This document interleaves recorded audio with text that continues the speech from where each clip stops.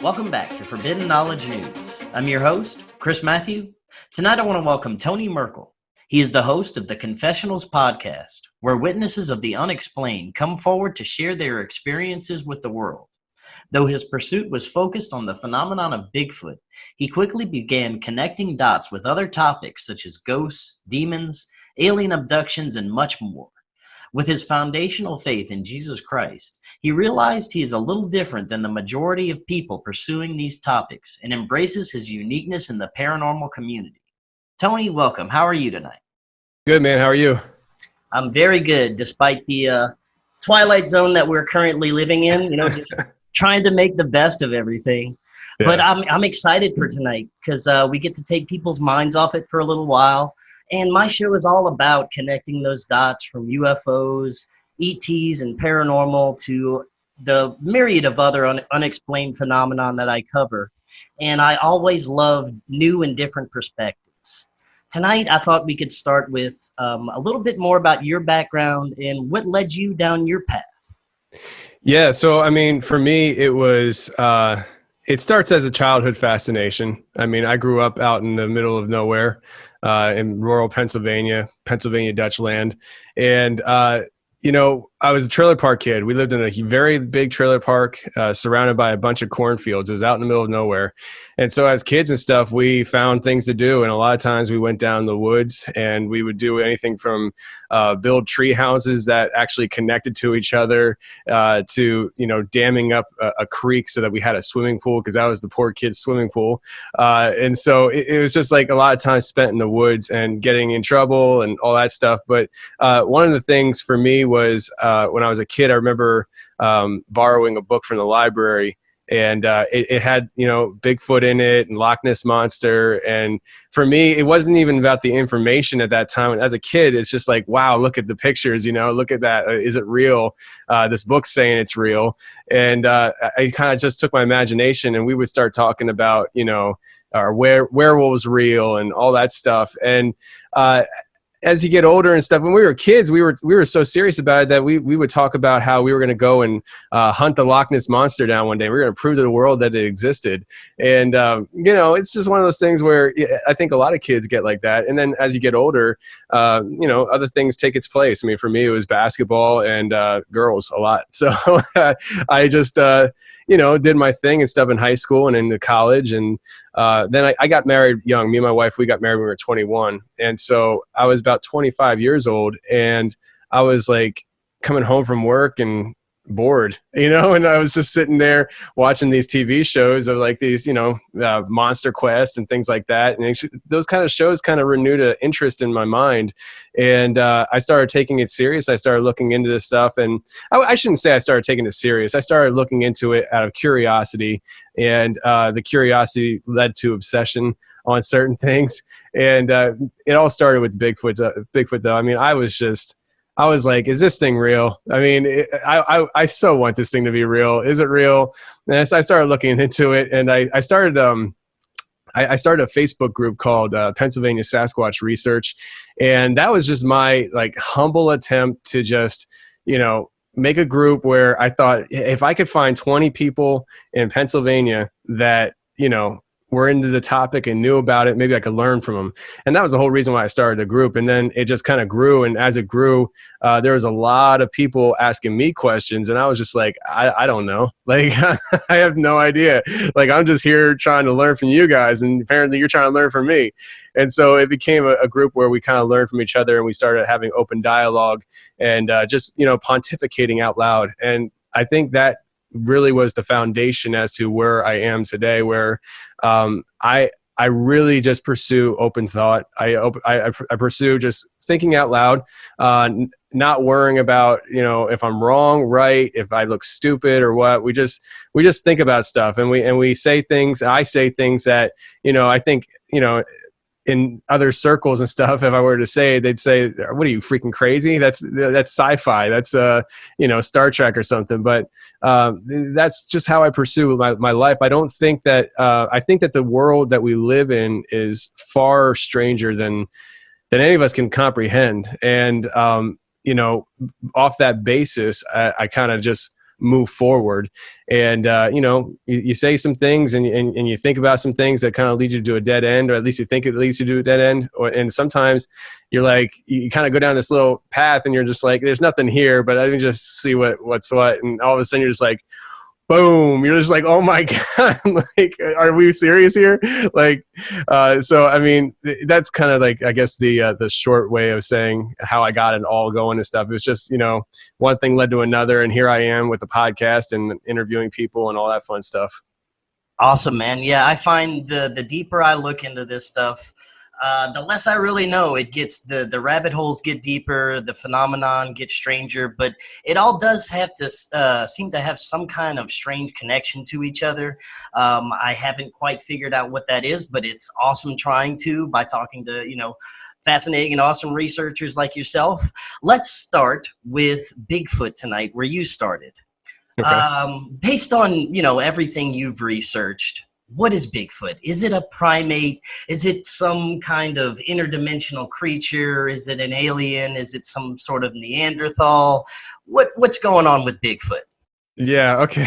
Well, your guess is good as mine, right? So, what I always tell people is, I'm not going to tell you that I know stuff. I'm going to tell you what I think, and I hope that people disagree with me, because I don't want to be the guy that's right in the room. I don't want to be that guy. I just want to be the guy who, spawns conversation.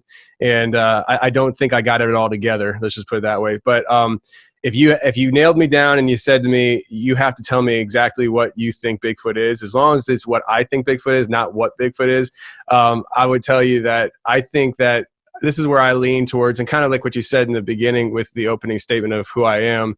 I do have a theological background, and I kind of build through my worldview through that. And so when it comes to the Bigfoot phenomenon, when I first started looking into it, I was thinking, all right, if this is real, which I wasn't convinced it was real. I was fascinated by the stories. They're entertaining as hell, but is it real?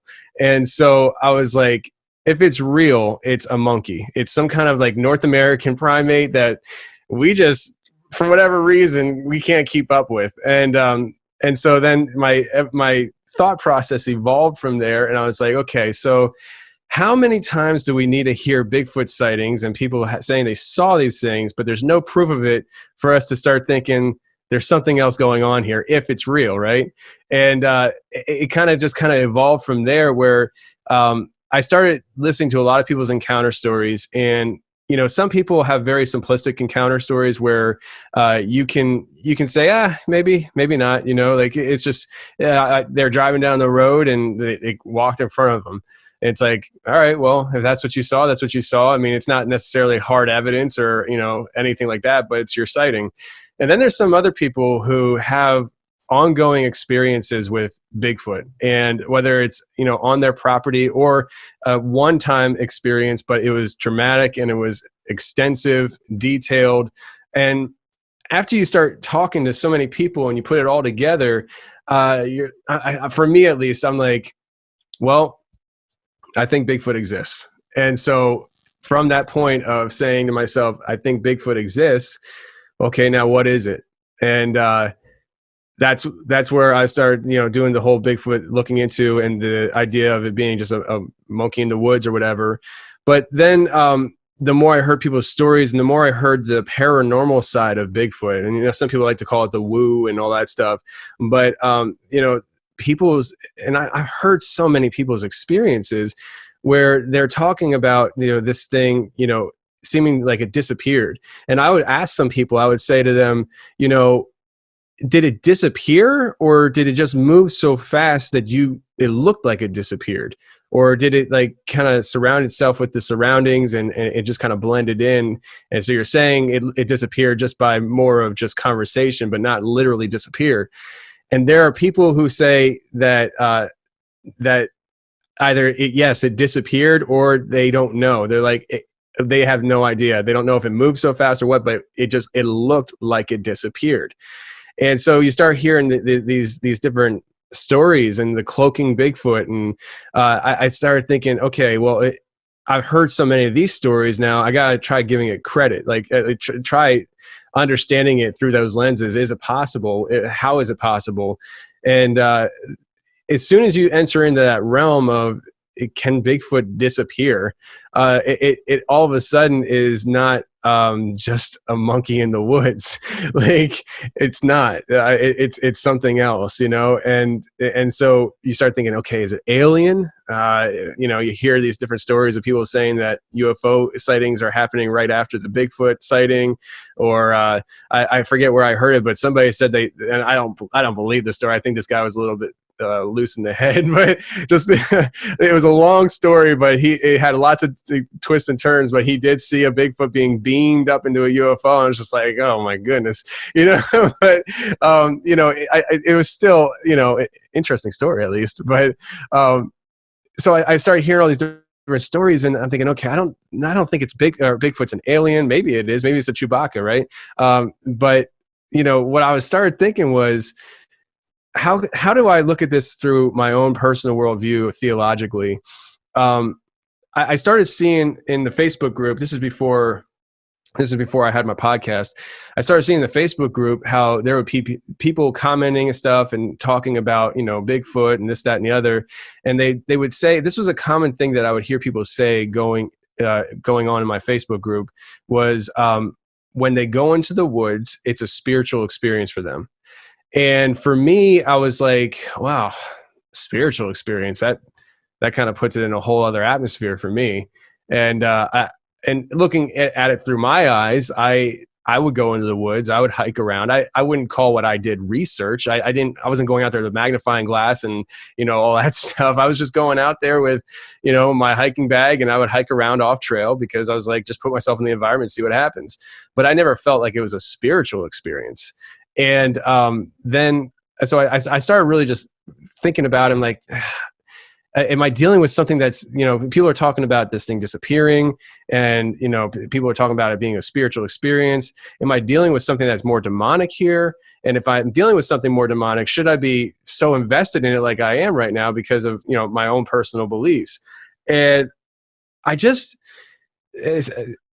started thinking about that. And then it hit me. I started listening to, I forget who I was listening to, but somebody mentioned extra canonical books in the Bible, books that were excluded from the Bible, that were once in the Bible. And the book of Enoch came across my radar, and I started looking at it, and I wasn't sure exactly what the book of Enoch was at first. And I knew that there was 3 books of Enoch. And I started looking into that. And then before I even got too deep into that, I found out about the connection of the first book of Enoch with Genesis 6, verse 4, talking about the Nephilim and the fallen angels. And I started seeing people online relating Bigfoot to Nephilim, so I was looking at just the Bible itself, and I was like, well, it doesn't seem like these Nephilim that are brought on in the Bible are Bigfoot. Like they talk about them being giant men, like Goliath was a Nephilim, offshoot of the Nephilim. He wasn't a first generation, but so it was like I didn't see any real evidence of Sasquatch coming from that. And then that's when I started really kind of looking at the Enoch versus the Genesis. And in Enoch, first Enoch, Enoch himself wrote it. It's wrote it as if like he's writing down what's going on around him right now. And I personally, for me, I think Enoch is one of the oldest pieces of literature we have. And it's extremely old. And in there, he talks about in more detail what happens in Genesis 6, verse 4, where the fallen angels come and have sex with women, offspring, giant Nephilim. And because the way I look at it is the Genesis was written by, or I think it was written by Moses. Not 100% sure on that, but Moses is writing stuff down, and I don't think he thought that it was prudent to go into detail as to what the Nephilim were, because I think in his time everybody knew what they were. Like everybody around him knew what they were. This was not something that was a hidden secret or forbidden knowledge. It was something that everybody knew about. But in Enoch, he did go into great detail, and he talks about what happens in Genesis 6, but also other things, and went into a lot more detail. And one of the things that he says, I think it's in like the 7th chapter of Enoch, or maybe it's the 1st chapter, one of the first 7 chapters of Enoch. He talks about how not only did the fallen angels come to earth and do that with humans, but they also did it with animals and plants, and they wanted to disrupt all of God's creation. I think in Enoch it says creation, but in my modern terms, and the way I think of it, is all of God's DNA, all the DNA that God created. And doing it back then, I believed would try. Their attempt was to disrupt the bloodline of the future Messiah. But when I started looking at that, I was like, hold on a second. What happens if we have a fallen angel doing that with an animal? And then all of a sudden, the idea of Sasquatch, Dogman, all these cryptid creatures comes flushing into my head. I'm like, holy crap. So maybe this is where they come from. Maybe what we're dealing with now is a remnant of that, because I have been told by several different people that we still deal with giant humanoids in like Afghanistan and such, especially in the I forget what the Providence it's like a nature preserve that borders Afghanistan and China. It's a very small section, but in that section, it has been described that there are giants up there, and that's why the locals don't go up there. And so I started thinking, well, if giants live today, or even if they don't live today, because after the flood, we have proof of these giant human beings, these Nephilim existing. So like in Numbers 13:33, it says that the Nephilim were there, and that's post-flood. So like somehow they've survived this flood in the Bible, and so if they've survived that, maybe they are in some kind of way living today. And then I start thinking, okay, so maybe Sasquatch could live up to this time as well. And then I start thinking, well, how does this work with the idea of these things disappearing? How does this work with the idea of these things doing like glowing eyes and all this other weird stuff? And then I started thinking about the characteristics of angels and what angels are and what they're able to do. And, we know that, like, for instance, Paul in the New Testament said that to always be hospitable, because you never know when you're in the presence of an angel. And, you could say that, maybe you don't know because they're invisible, you don't know they're there. Or maybe you could say because they look like us, because we know that angels can transform their bodies and they're interdimensional. So we, Shadrach, Meshach, and Abednego, that whole story, they're thrown into a fire, and all of a sudden the king looks in and he's like, hold on a second, didn't we throw 3 people in there? And they're like, yeah, why? Well, there's 4 in there now. It was the angel protecting them. They walk out of the fire. So they're able to transcend dimensions, but also Lot. He invited them into his home to have dinner with them, and they consumed food with him. They had dinner with him, and they looked so human that the town the townspeople wanted to I think it was basically they wanted to kill him after they had their way with him. And so like to all these townspeople, these angels looked like human beings, like real human beings, and we know that they consumed food like human beings. And so to me, I was like, okay, so we know they can transcend dimensions. We know that they can consume food like human beings. They look like human beings. They, in Genesis 6, verse 4, apparently can have sex like human beings and produce offspring. And so I was like, well, Sasquatch is seeming to be interdimensional, but not all Sasquatch. But we get those reports of Sasquatch being interdimensional. And we get those reports that they disappear right in front of you. And so I started making all these connections, and I was like, maybe these things, and this is where I kind of fall right now, and I'm happy to be wrong, by the way, but the way I fall on now is maybe these things are a remnant of what happened before, and some of the ones that we're dealing with today still have been able to, the DNA or whatever it is has been passed down to them today. So like, for instance, I use this example. I have a twin brother and sister, and I'm Puerto Rican, they're Puerto Rican. And my sister Danielle, she's very not tan. Like, I mean, she'll get tan during the summertime and stuff, but you wouldn't know she's Puerto Rican if you just looked at her. But her twin brother Donnie, he gets darker than me during summertime. I get pretty crispy if I'm outside, and like my brother Donnie just blows it out of the water. So like they're twins, but there's something different in their DNA. And so I started thinking maybe not all Sasquatch have the same ability. Maybe some of these things have certain abilities that others do not because it was passed on from their ancestors. And that's just my, uneducated opinion on things, but that's where I fall. So No, well, that's a very fascinating opinion. That's the first of its kind that I've personally heard. It's very interesting once you think about it, especially when you have to factor in the interdimensional aspect, because a lot of the reports I also hear, they're disappearing. You can't find them anymore. So it does, it makes you think, and it adds another aspect. And that's why I love having people like yourself on. Have you personally had any Bigfoot encounters or sightings or anything like that? Yeah, no, I have not. I wish I did, so that I could really, because I mean, I'm the guy that's just going to cut it to you straight. Like, I haven't seen one. I wish I did. I don't know if I want to have an encounter right now because I have a 2-year-old and one on the way. So, because I don't really trust these things. I've heard enough stories where they can get violent, and I just don't. All right, let's put it this way. 3-4 years ago, let's just say 4 years ago, before my podcast started, before I had any kids, I was suicidal about it.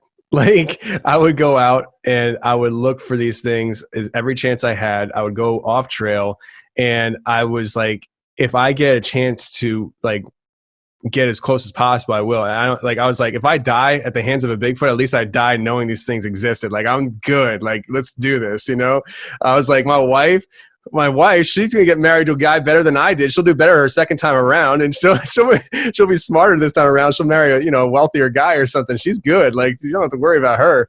But now it's the kids, so it's harder. But when we were out there's a couple of things that would happen that we had happen to us, and one was a simple one was, so we see that there's these tree structures that people talk about. And when I first started seeing the tree structure idea, I was like, come on, like, Bigfoot's making tree structures? Why? And to this day, I can't say why.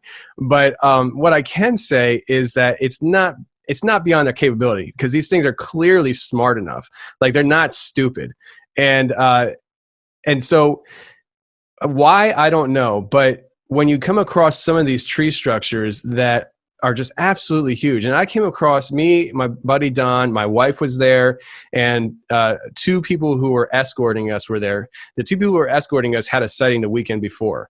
And so we're out here at this place, and we're coming through, and we started seeing like all these down trees, like almost like it was like a spider's web. It was like almost like it was on purpose.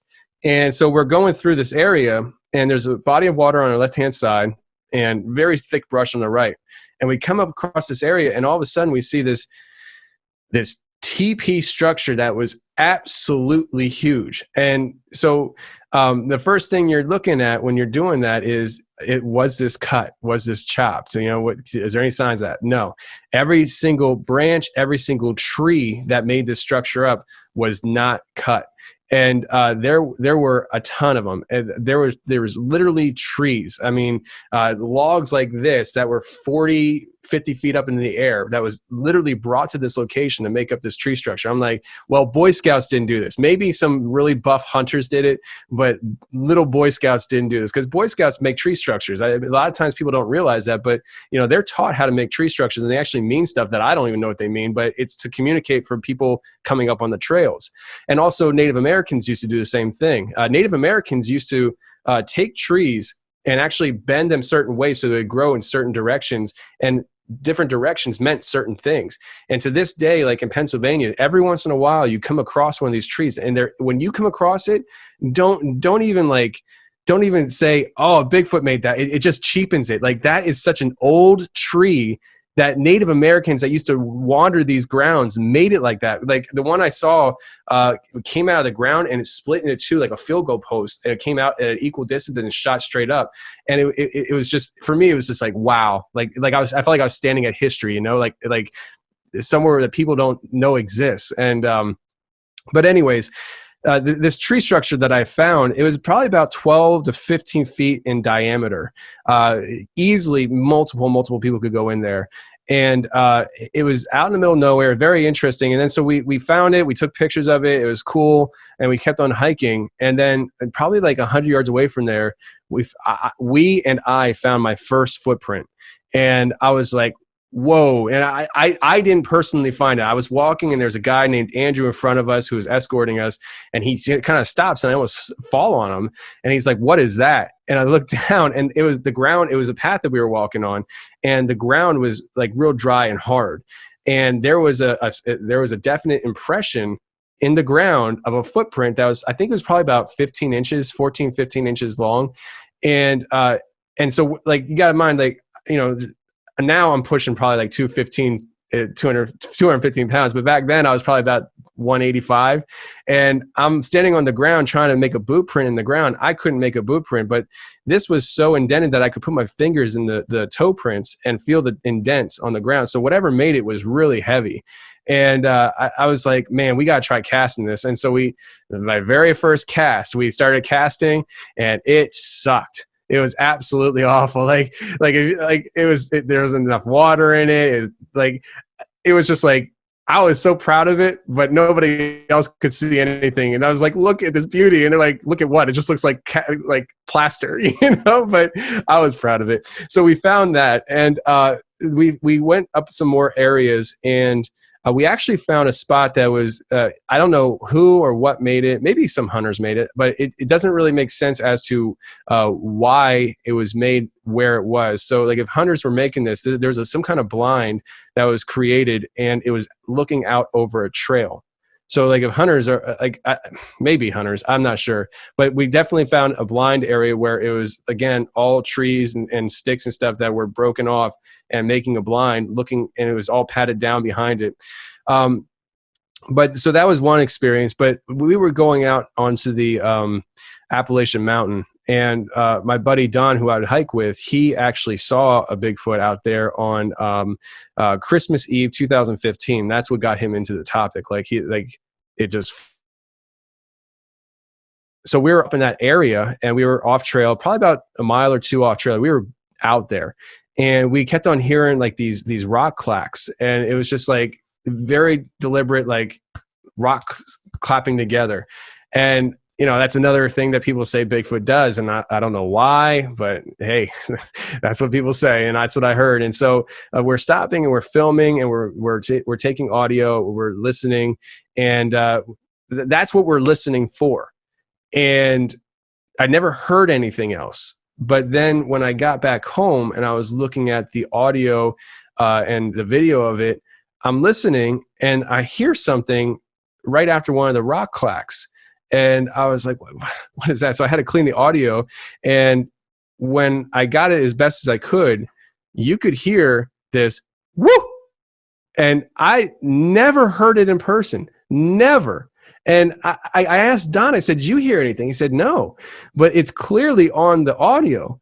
And so I think that you could easily say, somebody could easily say, well, see, it's paranormal. It made its way onto your recording. But I think that I was so distracted by the rock clacking and trying to listen for that intently, I wasn't listening for other stuff. And because it wasn't like a very strong whoop, it was off in the distance, but I was able to clean the audio and I could get it. And I was like, wow. But so those are some of my experiences with Bigfoot, but I've never seen one, and I would love to see one, maybe from a safe distance though. Right. And you briefly mentioned that you've heard accounts of them becoming violent. I've heard a couple accounts in the past, but could you possibly share a couple of those, some of the most profound ones possibly? Yeah. So, to be honest with you, the one that always sticks out in my mind when I say that is a really well-known one, but I'll tell it, and he won't care if I tell it. He's a good friend of mine. You probably know who he is, Wes Germer from Sasquatch Chronicles. His experience with these things, it's terrifying for me. I know Wes on a very personal level, and he has told me this story at least twice. Upon request, like it's not like something he just goes around telling, but once was on my show, and then another time was in conversation. And Wes and his brother Woody were going through a rough time. Some family members had passed away, and they were just kind of down in their emotions and stuff. And so one night they decided to go up on the mountains, and they're in Washington State. and kind of just, blow some steam, go for a drive. And they come across a logging road, and Wes didn't want to go down the logging road. It was kind of really bad shape. Woody kind of wanted to put it in 4-wheel drive and give it a shot and see what happens. And they started hearing somebody or something coming up on their car. I think it was probably a Bronco or something. I don't know. But the one on like one side, one on the other, one coming from behind, and they're coming in closer and closer. They both had guns in the car, and they were getting ready for a firefight. And they saw the things. If I remember correctly, they saw the things there. But what really gets me in my head is when they tried getting out of there and they're flying down a road, they come to a stop. And I think Woody was driving. It was just like one of those things where they stopped because they're just like, I need to breathe. Like I can't drive right now until I calm down. And I guess they weren't that far from the original location, and these things came out onto the road, and they could see it, one in the tree. And what sticks out in my head is the one really big one, I guess, is probably the alpha. Would like it strutted across the road, and then it like dropped down on all four, like it was getting ready to be in attack mode, and it was like taunting them. And this went on, I think Wes said, for like a few hours. Like this was a long period of time. If he said it felt like it was maybe probably like 20 minutes or something, but it went on for a long period of time. But in that period of time, these monsters are physically threatening them and like edging them on, like it's going to attack them. I've also heard of stories that this is an old story. I think it probably happened in the 50s. I can't remember exactly when, but a guy was attacked by one of these things, and he actually shot it in the face with his gun. It was his pistol. And then there's one that I had on my show where Brian came on from Gallia County, Ohio. It's right, it borders West Virginia. And he had these experiences where he saw them on the property as a kid. And then he moved away, came back, and he sees them again. And he said that if they didn't bother him, he wasn't going to bother them. And it was just like, live and let live kind of thing. And then one day he is out hunting. And when he's hunting, he's doing, I think he was, if I remember correctly, he was turkey hunting. And he was in full gear, top to bottom. And he's sitting at the base of a tree. And he sees this thing coming in. And Brian says that from his observations, this is at least in Gallia County, Ohio, the red ones seem to be more aggressive than the black ones. So he's seen ones with red hair, and he's also seen one with black hair. And he says the red ones are always the ones that give him a problem. And this one came in towards him. And I feel like this thing like wasn't totally sure what was going on. Like Brian was in complete camo. And I'm not sure if this thing actually knew what Brian was. I think this thing knew Brian was there and didn't know what he was. And so Brian actually was saying like, get out of here kind of thing. And it got it within like, I think he said either 15 feet or 15 yards. And he raised his gun up and he shot it. And he said, for his words, he said, I blew its face off. I blew its head off. And from that point, like he walks over, he sees it, he leaves, and he goes to get his friends. And when they come back, the body's gone, and there was a bunch of these creatures up on the hill making noises. And so I think like a day or so later after that, he actually got a visit from government agencies that actually were questioning him on it. And he said they told him that what he did was a felony because he killed an endangered species. And I said to him, how does that even work if they're an endangered species, but they don't recognize it publicly? And he said, I don't know, but that's what they told me. And so, that story was pretty intense because of, what he went through as far as shooting the thing.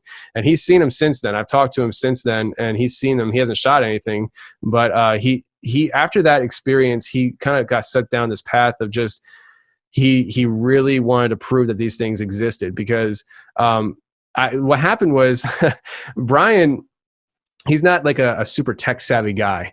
And he was in a Facebook group and he was commenting on somebody's Bigfoot experience or something. And he said something that pissed a lot of people off. And they're like, how do you know? What do you know? This, that, and the other. And he's like, I know because I've seen him. In fact, I've shot him. And when I saw that, I was like, whoa. And so that's when I direct messaged him, and I got his phone number, and I talked to him on the phone for a few times, and then I had him on my show. And Brian had no idea who I was or what we were doing, even when we did the recording. Like, I remember when I called him, he's like, "So is this like going to be on the radio, or are we just talking?" Like, he had no idea. And so, like, what you hear on that episode was just pure Brian. It was just him, just a very raw take of what he experienced. But yeah, it was definitely that probably was one of the more scary experiences that I've heard, because of how close it got. And he said the face, it just looked like it wanted to kill him, and that's why he decided to shoot it. And he says he killed it. Now, you said the feds told him that it was some kind of he killed an endangered species. Was there any legal ramifications for him? That's the funny thing. There wasn't any legal ramifications. They said, if you do it again, we're going to come back and arrest you. If you do it again. And I'm just like, that doesn't make no sense. It doesn't make any sense. And he said that after that experience, though, he said that he could, because I guess he would do, hunting on not the up and up sometimes, and he said after that experience, though, like, they just hawked him. Like, he said there was always some kind of black vehicle going up and down his road, parked down the street, this, that, and the other. So, like, he was more upset that he couldn't go hunting whenever he wanted to, because they're always watching him. But I think he actually spent some time talking about that. I'm like, we're not here to talk about that, Brian. Could bring it back to Bigfoot. But yeah, he said that they're just always watching his property then after that. So I think that if he was visited by somebody that was saying that such things, they were lying to him. There's just, I mean, a Bigfoot, if it's endangered and you're yelling at him because he killed him, like, you're not just going to say, okay, but next time it just doesn't seem right. I'd love to know what these government agencies, if anything, what they know about this Bigfoot phenomenon. That'd be fascinating. Yeah. I could spend all night talking about Bigfoot, but I do want to move on to some other things. Let's talk. You mentioned earlier dogmen. Do you think it's a similar type of phenomenon as Bigfoot? Yeah, with Dogman, I hear more experiences from Dogman where people say that they felt it was like just pure evil. With Bigfoot, you get a lot of people who, I mean, if they saw a Bigfoot, they'd probably like hold its hand, skip through a forest with it, kind of thing. Like they are just like, there's a lot of people who have an experience with Bigfoot, and they're just these peaceful forest creatures or whatever, forest people. Some people say they are, but with Dogman, I've heard one story, and she was actually on my show, and it really caught me off guard. But most people's experiences is that this is just pure evil, and a lot of people describe it as like a demonic feeling. Now, I've had several people on the show talk about at different times about a dog entity showing up in their homes. And one that always comes to my mind is actually one that's not even on my show, but I was just floored by the story. And it's probably because it's the first time I ever heard this, which was a guy and his wife were arguing, and they went to bed angry. They're both laying in bed awake, and they start seeing like these shapes appearing at the bottom of their bed, like I guess in the air, like, just different shapes. And he kind of nudges her, and he's like, "Are you seeing this?" And she's like, "Yeah, I'm seeing this." And so they're watching these shapes. And then all of a sudden, he just has this like deep feeling inside of him that he needed to turn his head and look to his left. And he was completely scared. He turns and looks his head to the left, and there's this dog standing in his bedroom staring at him with red eyes. And like things like that. So it's like, is that a dog man, or is that like a demonic entity that he saw? If it is a demonic entity, does that mean that dog man experiences are demonic experiences?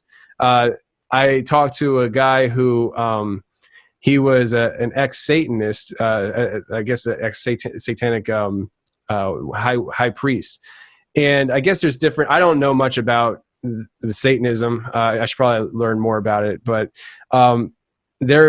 he said that there's different types of Satanism, and there's different routes you can go with Satanism. And one of the routes that he took was that at one point he reached a level where he actually had to make a decision as to whether he was going to become a vampire or a werewolf.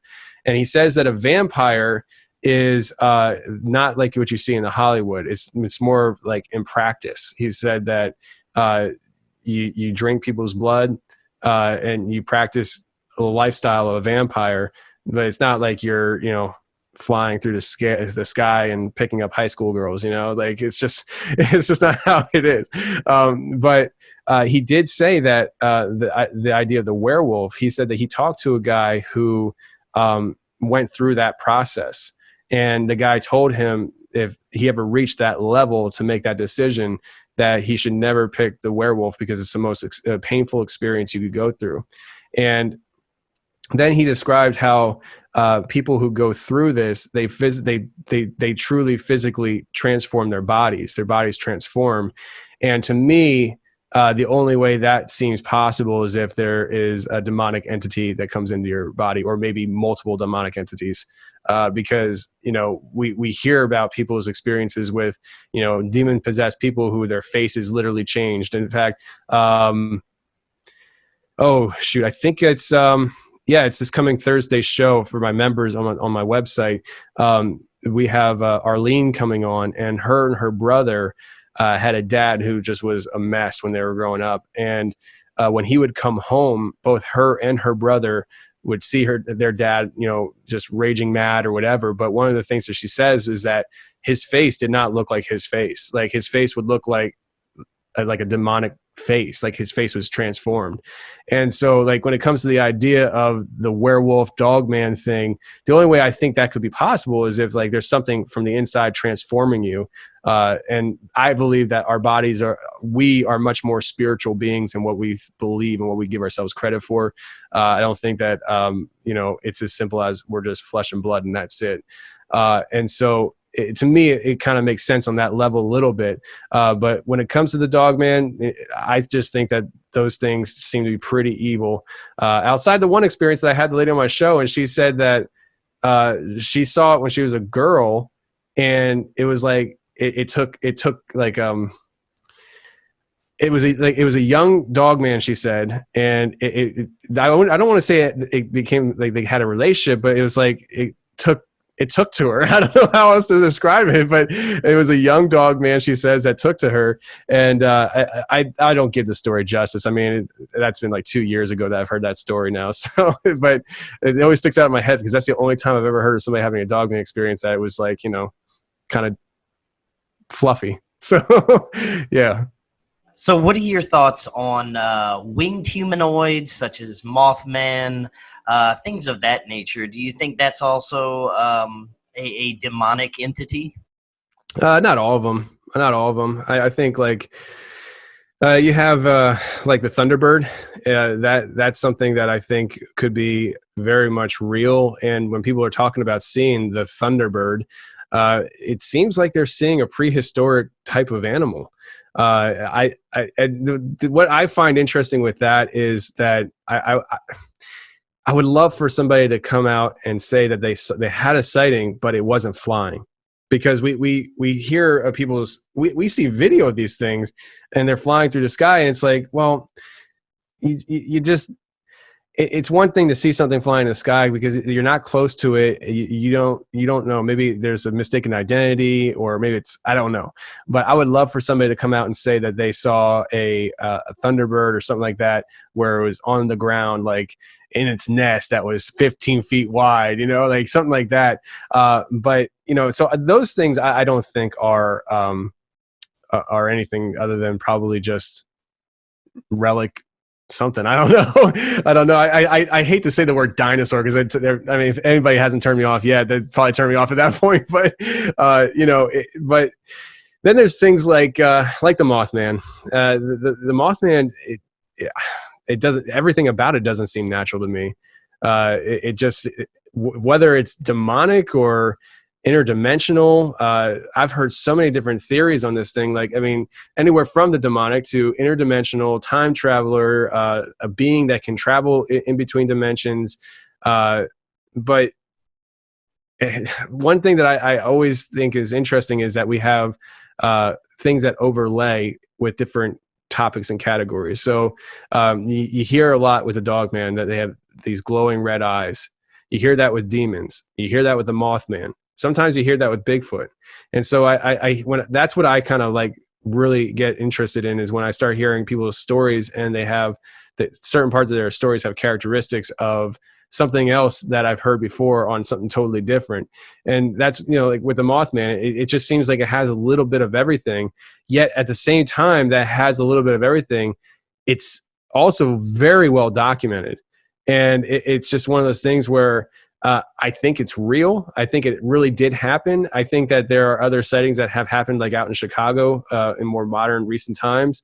But what it is, I don't know. It wouldn't surprise me if it was some kind of interdimensional being, though, whether you want to say that's a demonic being or, something else. But like I forget what scientist it was. She was on or he was on a Chelsea Handler show, I think it was. And he had said that, we do operate in parallel universes. And, if we as human beings, as somebody who's, an official person within I think he was the U.S., he had something to do within our government. If he's willing to state that and admit that in public, that we as human beings operate in parallel universes, then that means that parallel universes are real. Who's to say what's on the other side? And who's to say if there's something else on the other side, what kind of abilities it has is to come into this universe or this parallel universe. And so this dimension, I'm trying to say,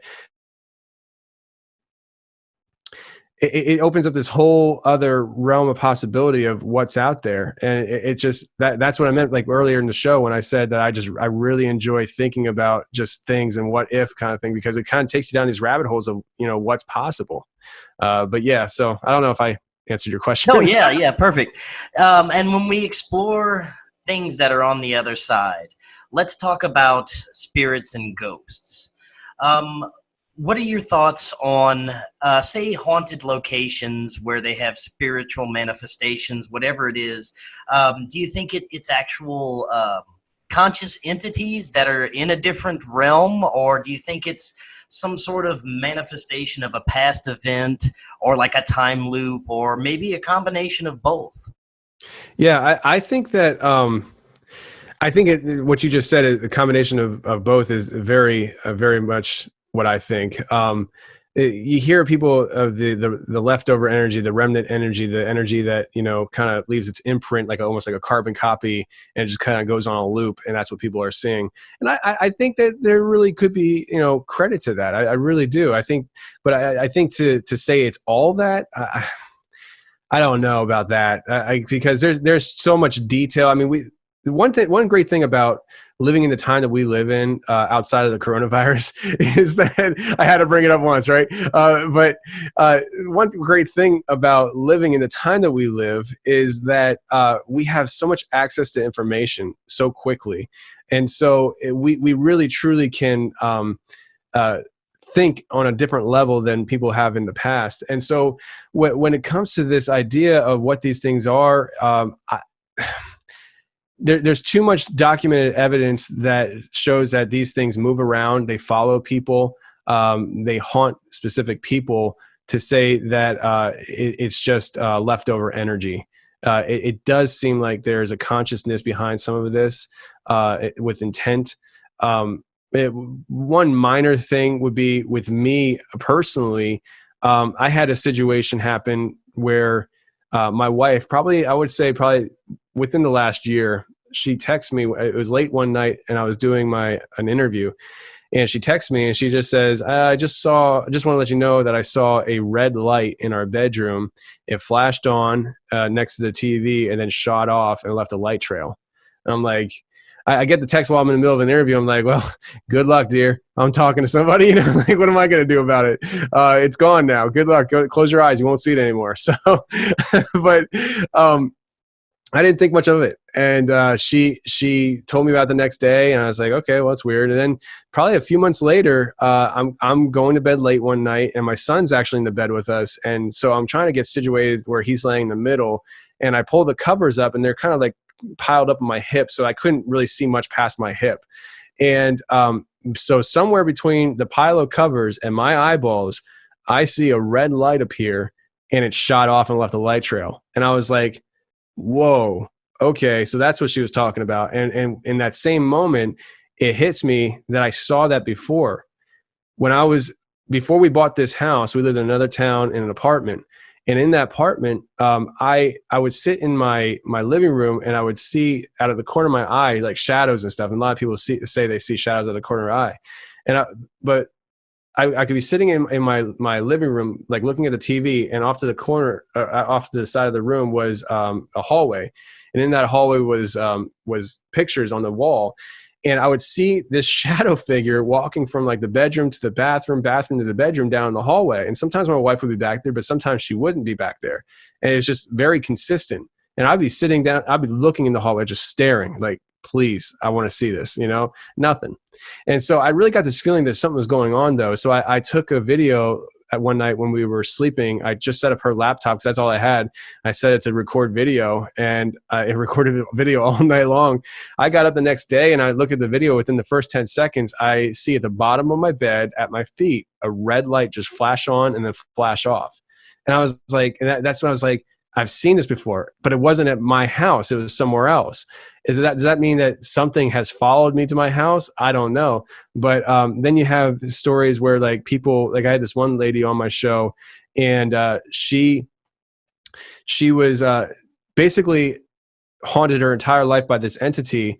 And whenever she talks about it, it gets aggressive. And so I'm thinking to myself, great, I'm talking to you about it now. Let's see what happens. And so she'll talk about how, like, when she talks about it, like, it starts opening doors and closing doors, slamming things. But just as she said that on the interview, like literally just as she said, whenever I talk about it, it doesn't like it, it gets violent or whatever. I'm sitting in my office. And at that time, I even had a bigger beard than I have now. I used to, before I started podcasting, I was doing product reviews for beard companies. And I had a stack of boxes against my wall of product that I just too much. And it was probably like 20 boxes. And they've been sitting there for months and nothing. As soon as she says that, the whole stack comes flying down. And I was just like, I jumped. I was like, what the heck? And so I kind of, I don't usually do video with my interviews, but back then I did it more than I do now. And I was on video with her. And so like, I just kind of looked real quick and I looked back and I just acted like nothing happened. I didn't want to, because I was like, I don't know if this is going to ruin the interview. I didn't know. I was like, it was probably like my first like 15 interviews I've ever done. Like, I mean, I was so new. I had no idea what I was doing. So I didn't want to react to it. I just let it go. And so that was a case where if it could have been a coincidence, but if it was something related to what we were talking about, like that was an entity that was supposedly with her that was here. And there's just other stories like that we hear. There's another woman who I interviewed for my Halloween show last year. One of the most terrifying stories I've ever heard in my entire life. She was haunted her entire life. This thing would interact with her, and it got to the point where the one time she heard some things or whatever. But long story short, she actually wound up getting drug out of her bed and down the hallway. And she was flipped over onto her back, and she sees in the ceiling, this thing is like in the corner of the ceiling staring at her. She calls her husband. He has to come home. He was working nights. She went to the bathroom in her pants, everything. Like, she was scared to death. She's crying when I'm interviewing her. She started crying a little bit. And then this entity seems like it's now bothering her son. And so like her son is starting to draw things at school that are very reminiscent to what she experienced. And so like there's I forget some of the details, but like one of the things was there was like a message that her son wrote on one of his school projects, and it didn't make any sense. And when she asked him about it, he's like, the whatever told me, that's how I know that. And it was just like, so for her, she has seen now that something has been now starting to transfer into her son's life. And it seems like a generational thing. And so that all that said, there definitely seems to be on some level, there's a consciousness here where people are experiencing things that are straight out of horror movies. And, so yeah, I think it's a little bit of both. Now, when we talk about some of these negative entities that affect people, I think when you say demonic, I think there's a much larger scope of entities than that could be just demonic. My personal thoughts are even human souls can become disincarnate and evil entities. But what are your thoughts on when it comes to those, I guess you could say, lower vibrational entities, demons, things like that? When it comes to their interaction with our world, it seems like, especially when it comes to possession, a lot of people who have problems at their home, drug problems, or problems spiritually, whatever, you hear them tell stories about how they have spiritual attachments, or they go to somewhere where they even have to perform an exorcism on someone. What are your thoughts on the demonic realm? And can we just lump all this into one category, or is it like I think these different types of these entities? Yeah, I don't think that we can lump it all into one category. I mean, it's very easy to do that. I mean, I don't know about you and stuff, but I mean, for me growing up and stuff, growing up from a lineage of Christian environment, you're just told that, there's demons, angels, and God, like happy three categories, that's it. And so when it comes to like, hauntings, like a ghost, if you get somebody on that's a Christian saying that, sure, you saw a ghost, the next answer is it was a demon. It wasn't really Grandpa George, right? And so everything's a demon. I don't think that that's the case. I think that, again, looking at just like, this is the thing that kind of gets me, is that, like, people who want to say that, well, I don't believe that there are such things as ghosts, either there's heaven or hell, and Grandpa George can't haunt us here, kind of thing. Like, all you got to do is actually read the book you say you read. I mean, like, it's in there. And so, for one, you have the classic story of Jesus walking on water. That's a great place to start at, because when they were in the boat, I think it was Peter said, it's a ghost. Like they believed it was a ghost, not Jesus. And so right there, I'm like, okay, so clearly the dudes who followed Jesus around believed that ghosts were real. And then you look at like King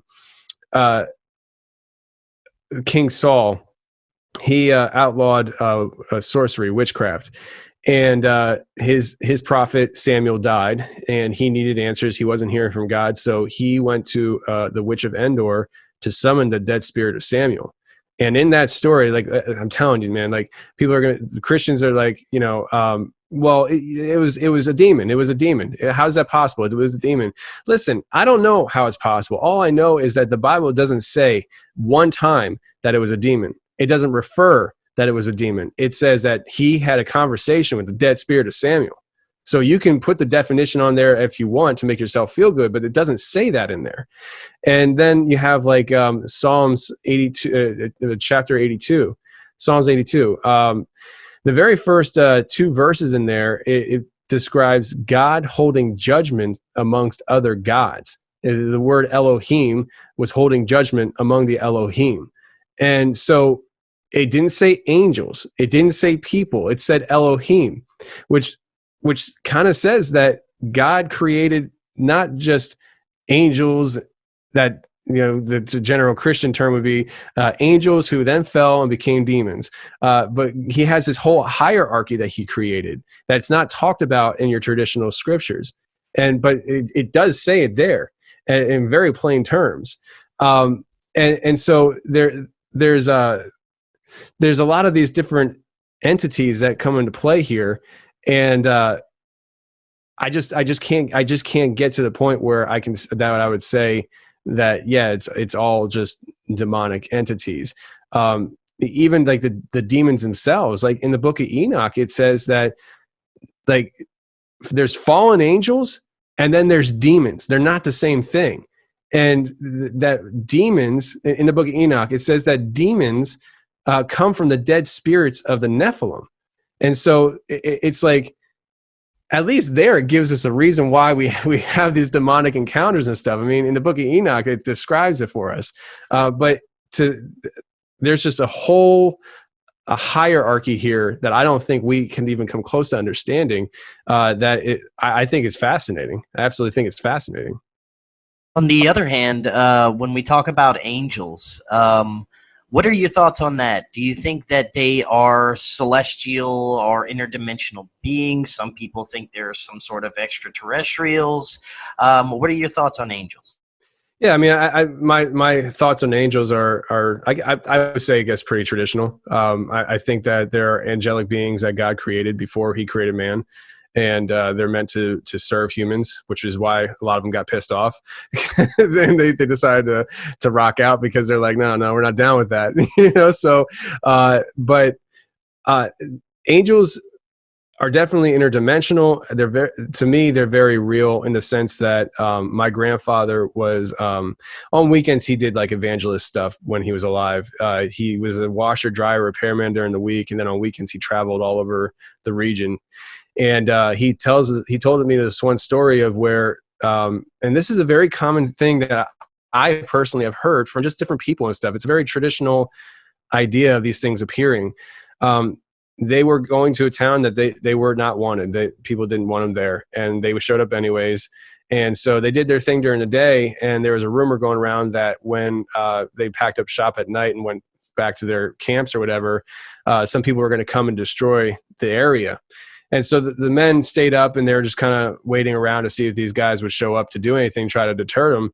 And sure enough, these guys showed up, and they came down this driveway. And as they were going down this driveway, it was like 2 or 3 cars. They stopped, and they just idled there, and then they backed out and left. And then they came back a few minutes later with more cars. And this happened like 2 or 3 times where they came back with more cars, and they came to a certain point, stopped, and then they would back out and leave.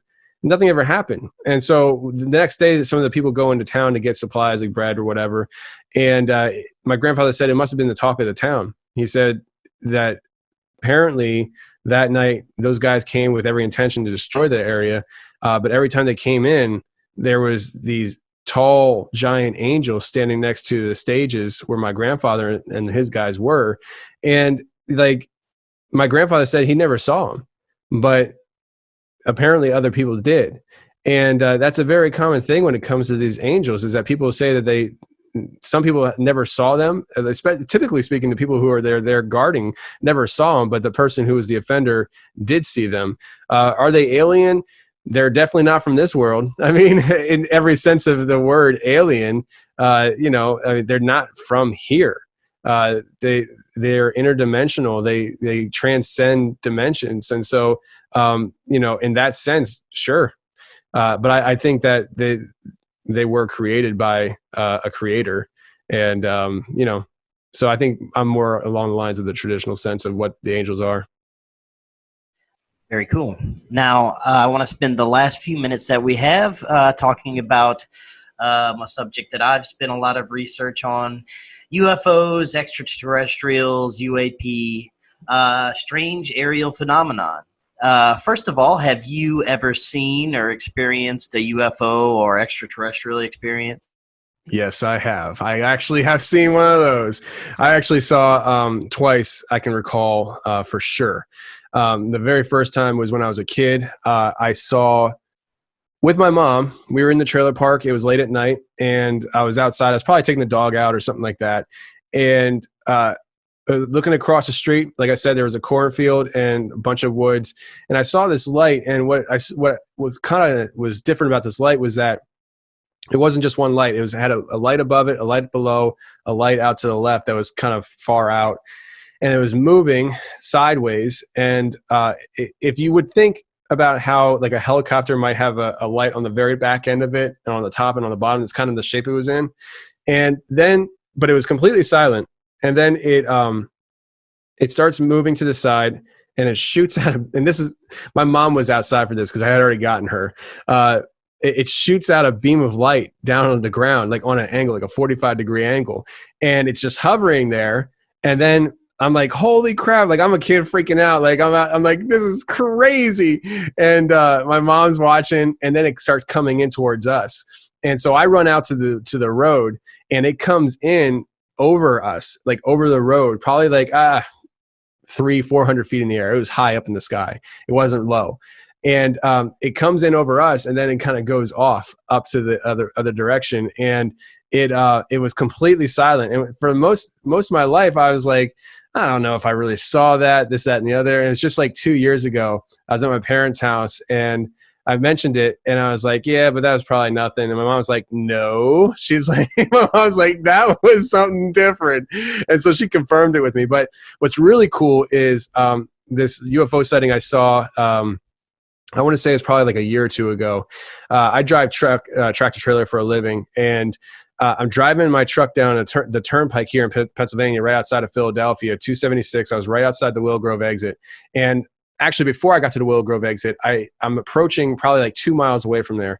And I see this weird light in the sky. And it, it's the Philadelphia area. We got a lot of flight traffic, a lot of the Philadelphia airport, planes coming in and out. You see stuff in the sky. It's not normal. And so I didn't really think much of it until I realized that this thing wasn't moving, and I was gaining on it. So it wasn't like it was a star and it wasn't moving. Like I was actually getting closer to this. It wasn't moving. And so I'm like interested. And I had probably like a few minutes to like watch this and think about it as I'm approaching. And I'm getting up on it. And I look out, and it's probably like 8 o'clock at night right now. It's dark out. And I look out my driver's side window as I pass this thing. It's probably like 200-300 feet off the ground. And as I pass this thing, I look up, and it's hovering there. And it's when I first described it, I said it was in the shape of a V. But then I had to check myself, and I said, no, it wasn't in the shape of a V. It was literally in the shape of a check mark. Like one side was longer than the other, as far as if you want to call it a wing or whatever, but it was hovering there, and like it was in the shape of a check mark. It was like one side was longer than the other. And I saw that thing like 2 or 3 times. And the very first time I saw it in very good detail is the best I saw it. The other ones I could tell what it was. I knew what it was, but it was kind of like in a different position where I couldn't see real good while I was driving. And I told this on my show a couple of times. And what's really interesting is just this past weekend, I interviewed a guy who he was a truck driver as well. And he came on to talk about his experience where he was actually contracted to drive materials into an underground military base here in Pennsylvania, and to kind of talk to us about what he saw there, which is awesome. But then he said that he had other experiences he wanted to tell me. And one of the experiences was he got fired from that trucking company that to grocery chain, and he came out to my area, and he was sitting outside of a giant grocery store right outside of Willow Grove, Pennsylvania. And he said that he was sitting there at 4:30 in the morning, and he saw a check mark shaped UFO flying over him. And I was like, you got to be kidding me. He's like, yes, I'm telling you this because I want to validate what you saw, because I saw the same thing. And where he saw it, it was maybe 2 to 5 miles away from where I saw it. And what's interesting is 2 miles west of where he saw it is the Horsham Air Force Base, which is supposed to be inactive. I've done several deliveries there, at least 2 or 3 deliveries there. And the very first time I was there, I was with a different company, and I was much younger. I was probably in my early 20s. And I asked them, you guys shutting down? They said, yeah, we're shutting down the base. Is very limited, access, all that stuff. And then since then, I've been with another company where I've delivered to them. And it seems like they're pretty functional there, but they're not doing anything. Like it's just, I don't know what's going on there, but it's really interesting that I saw that 2 or 3 times, and this guy saw it once, and in the vicinity of this supposed shut down Air Force base. So I was just like, I don't know, but yeah, I've seen UFOs. It's pretty cool. Oh, that is pretty cool. Now, I've never seen what I can verify as a UFO.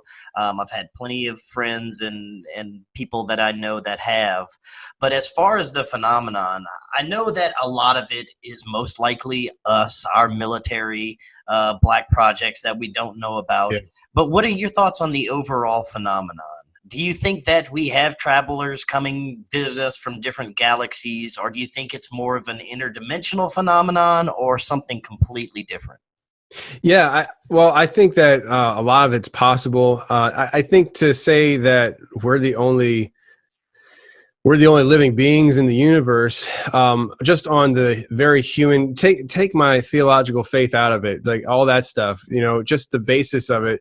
Like, it's like, really? I mean, the universe is really big, and so it's like, could we really be the only things that live in this thing? So I think that there definitely could be some type of visitors. You also have to think about, like, so you have to think about, like, how light years work, right? And so the idea of how long does it take for light to reach Earth, right? We're talking about, if you see a star that's what, 7 million light years away, that's a really far distance, right? And it finally gets to us, and they say that by the time we see the light, the star is gone. And so how far out are these beings to be traveling to us? And is it possible for them to make it here in their lifetime? Well, on a very physical, natural sense, probably not. And so that's when you start thinking about the interdimensional traveling, bending time. Do they have an ability to manipulate time that we don't have? And so I think it's possible on that sense, where they surely cannot travel in the same sense that we travel in order for them to be here.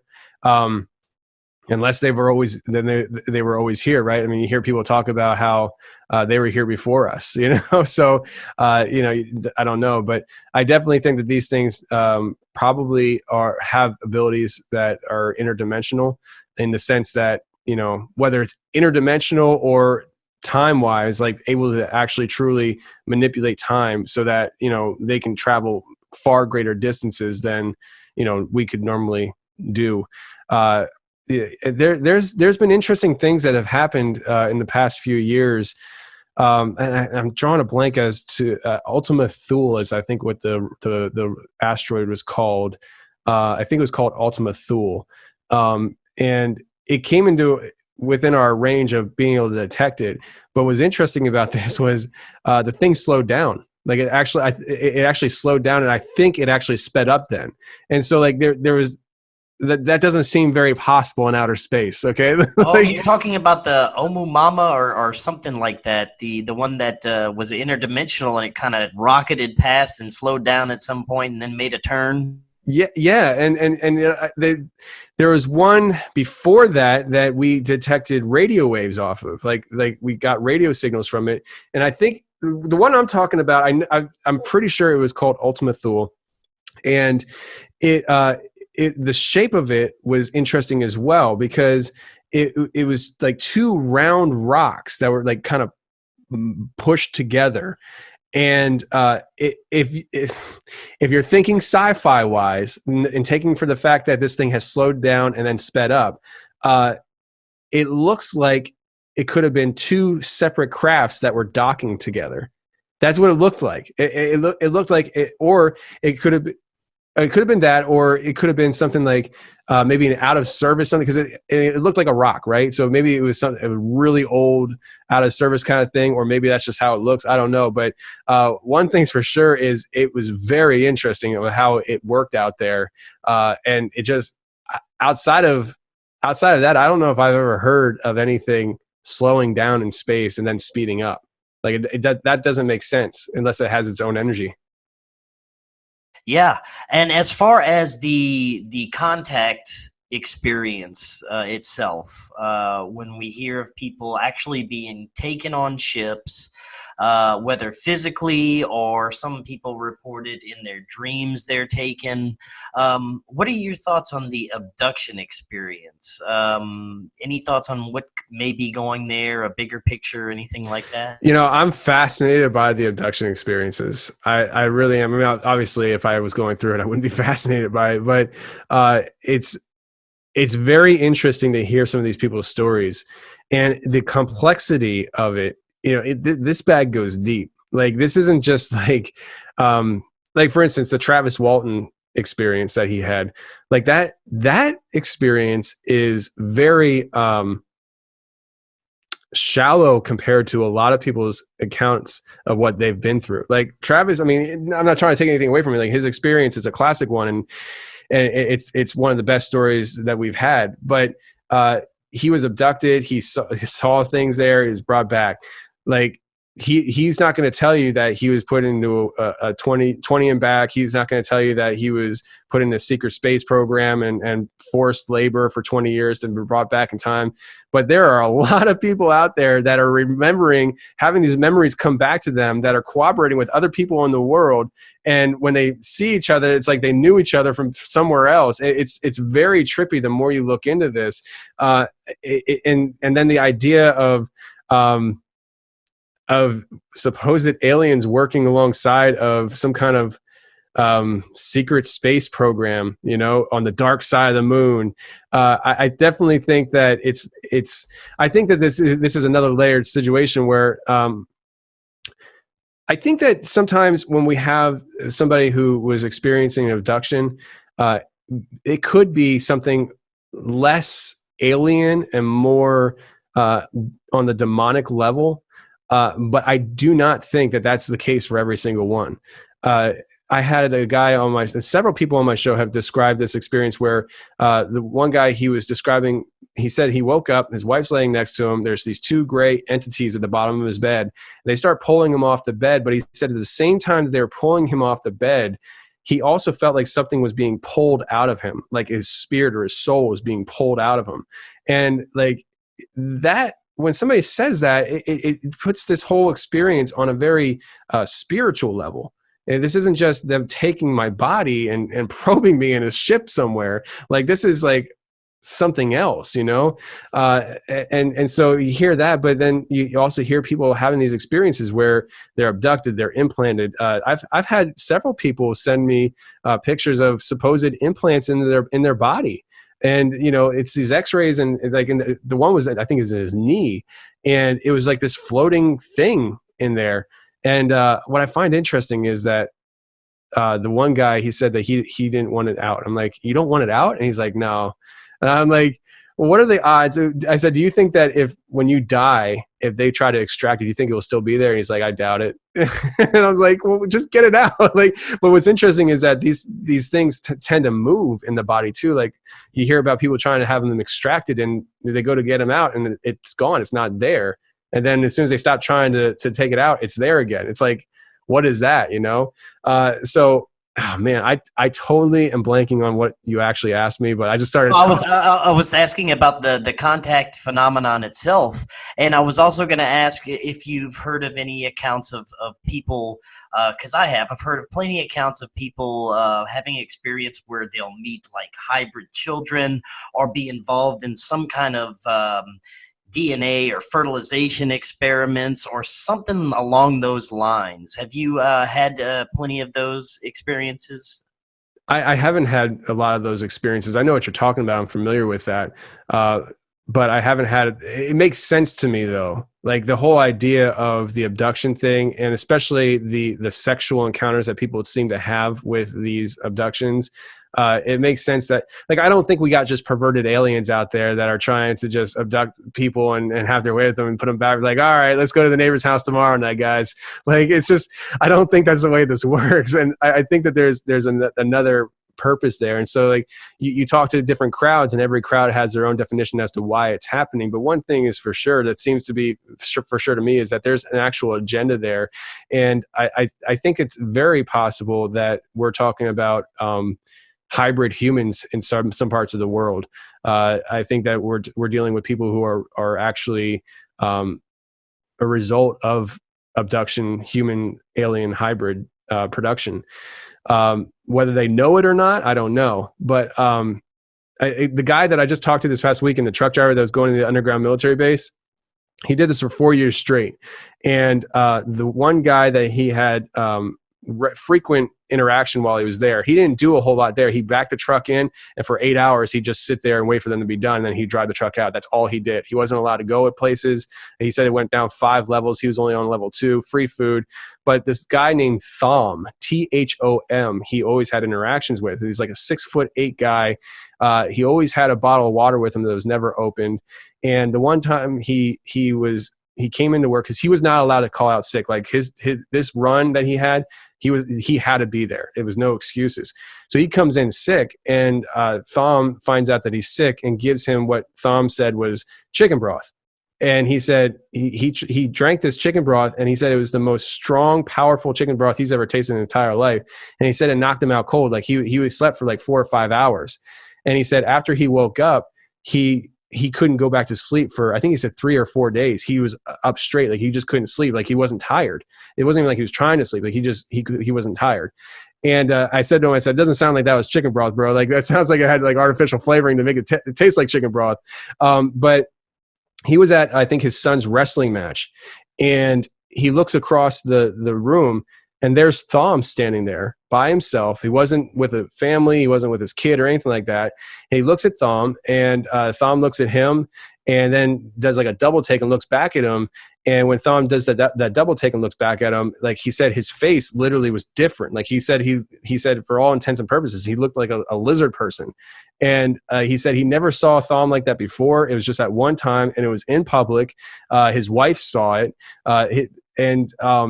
Then they leave. His wife didn't see that. His wife saw a glaring stare that this guy gave him, but she didn't see that what he saw.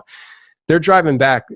They're probably like an hour away from where they were, and he starts telling his wife about Thom and where he knows him from.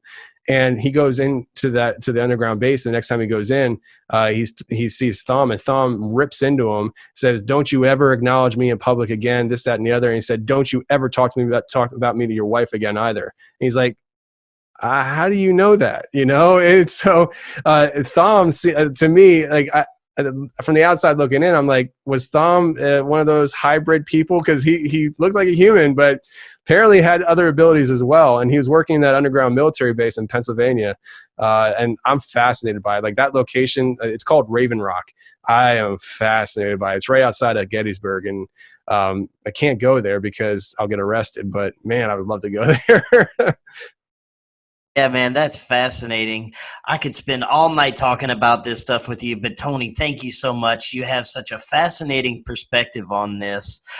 Before you head out tonight, let everyone know where they can find the Confessionals Podcast, any social media, websites, anything like that. Yeah, so my show is the Confessionals Podcast, and I interview people on their personal experiences. So it's paranormal. It's also conspiracy. We just pretty much hit on anything that's off the beaten path, and I don't play, the judge and jury of anything. I have people come on the show. They share their experiences. We have a long form conversation about it. And it's me just gathering information. That's how I do it. Like I hold conversations with people, and, it's an entertaining thing for the audience, and it's also educational.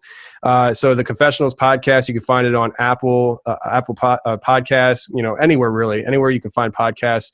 And also the confessionalspodcast.com. We upload all the shows there. There's a blog there, all that fun stuff.